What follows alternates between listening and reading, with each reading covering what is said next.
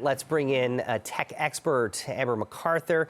Anytime there's these kind of situations, we always know that there's those who are looking to take advantage of this. What should people really be on the lookout? What do these messages say, and what should people do?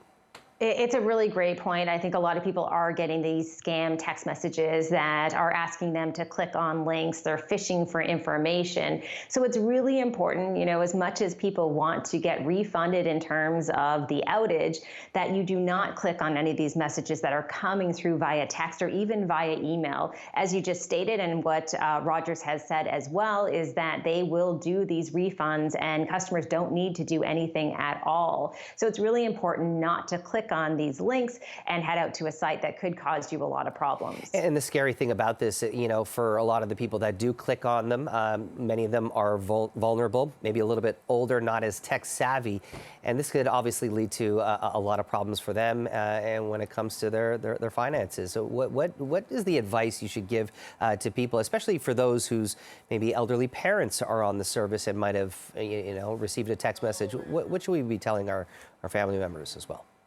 Jamie, you're exactly right. That's what these scammers do. They try to target individuals who are vulnerable. And we do know people are getting these messages. They are concerned. They click on these links. So it's so critical that people tell their family members, especially people who aren't that tech savvy, not to click on any of these links and share that information that you just shared in terms of how these customers will get refunded. So it really is about raising awareness for everyone so they start to understand that these scammers are just hitting us at times that we're most vulnerable.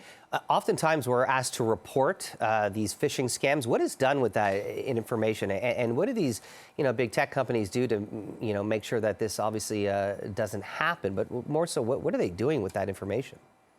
Yeah, I thought that was interesting that Rogers is telling people to report these text messages that are scam messages, because the thing I worry about a little bit there is potentially you go to forward that message to the number that Rogers has provided, and then by mistake you click on a link. Generally speaking, in the tech industry, what we tell people is that they should just ignore these messages that are coming across. I would not necessarily interact with any of them that came across on my phone or via email.